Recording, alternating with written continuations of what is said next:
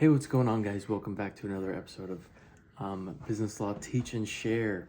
So, today we're going to be covering Chapter 25 from the textbook, the Limited Liability Company, also known as the LLC.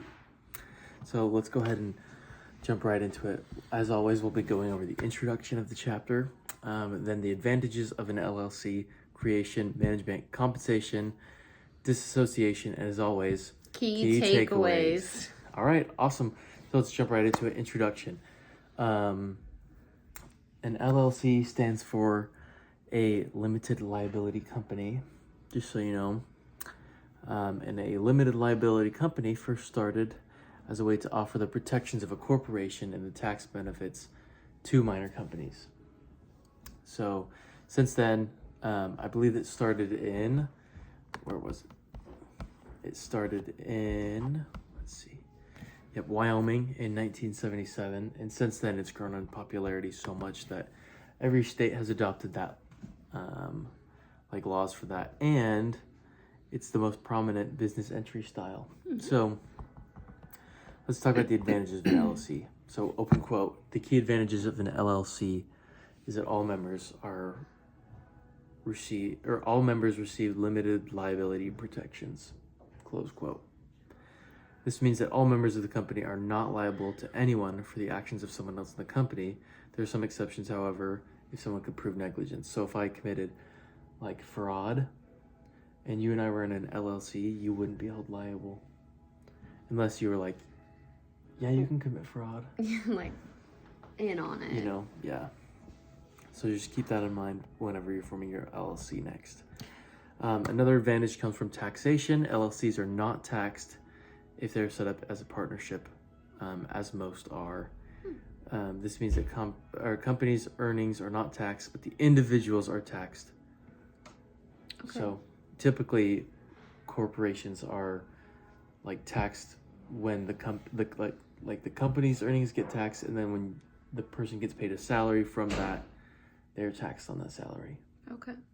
So that LLCs avoid that, and they only tax the salary of the individual, which is interesting, right? Mm-hmm. So let's talk about the creation. So creation is defined by the state that the LLC starts in.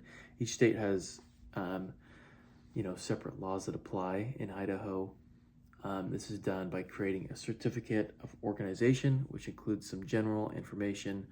Operating agreements are also advised as they provide a detailed behind-the-scenes look of a business, like defining who's in the company, their role, their salary, things like that. And we'll cover other things that, we'll go over, and we'll cover other things that we'll go over and stuff.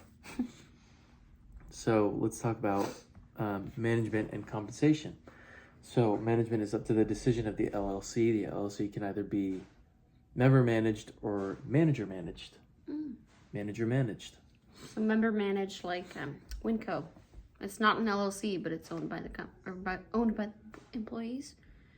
Yeah, that makes sense. Yeah, that's perfect. Great. So the standard option is member managed, So if it's member managed, if it's manager managed, open quote, only managers have authority to bind the firm, and they have the duty and care of fiduciary duties, close quote. Compensation is determined by the operating agreement in both cases, which remember we talked about. When a member of an LLC is leaving, they can be bought out. Okay. So let's talk about disassociation. So when a member disassociates, they lose the right to participate in the LLC, and that member no longer has a duty of loyalty to the company. They're entitled to be bought out unless their disassociation causes the LLC to dissolve. Pretty crazy. So anyway, let's see.